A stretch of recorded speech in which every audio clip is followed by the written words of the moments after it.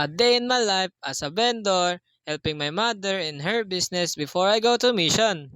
Ug karon mga ka-vendor no, so nag-prepare na dai mi sa mo ang lutuonon karon og ako ang naatasan ni mama karon mag-prepare diri sa iyang pangluto sa pinaypay og sa hotcake. So ako'y nag-mix ana dira tanan sa harina niya. Gikasab-an pa jud ko sa kong inahan tungod sa akong pag-video kay layo daw kaayo ang kamera. So mao to yang gibalhin.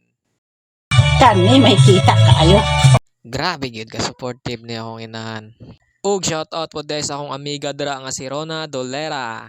Ug balik na ta sa ato ang pag mekos-mekos diri sa atong harina diri mga kabendor no. So diri nagbutang kog food coloring para mo-color na to ang harina diri kay luspad pa sa gianimic ni akong harina diri. Kasab-an pa kong mama diri dapita kay luspad daw kayong harina. Nabawag pag yun na to ang whisker diri mga kabendor sa sigig mekos-mekos. Padayon gyapon natong pag mekos-mekos diri mga kabendor no hangtod sa nahuman na jud ko sa harina sa pinaypay mao na niyang resulta. Okay pa sa alright mga kabendor.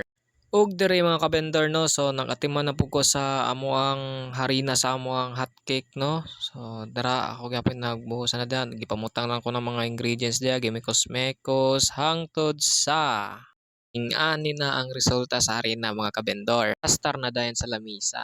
Ug syempre mga kabendor dili gyud na mawala nga to ang palamig diha nga melon flavor. So ako na siyang gibutan dira sa pitsil ato na siyang timplahon.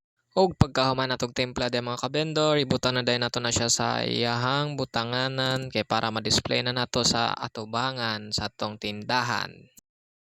Ug syempre mga kabendor, magpanit pud ta sa tuwang pipino dira ug ato na siyang hiwaon para i-prepare na to para niya kay udto na gyud mi diring dapitan nila mama no naka-prepared.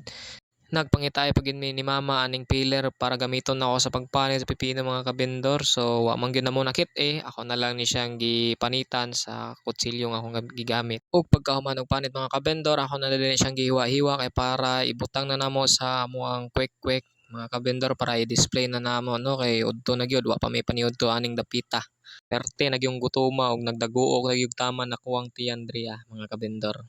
Pag human og hiwa na ko ato mga pipino mga kabendor naniudto sa amin ni mama og pagkahumag paniudto nagluto na pud ko sa moang hotcake no. Bali ano lang siguro akong giluto diri upat lang siguro. Pagkahuman na kog luto dira mga kabendor is naligo dayon kog dali-dali kay ano na alas 3:30 kape na dira ang kuan oras na mo dira mga kabendor. So nagprepare na pud ko diri og mga ingredients sa halo-halo diri mga kabendor no. Ug pagtungtong sa alas 4:20 mga kabendor nang gawas na gyud ang mga estudyante nga among mga customer.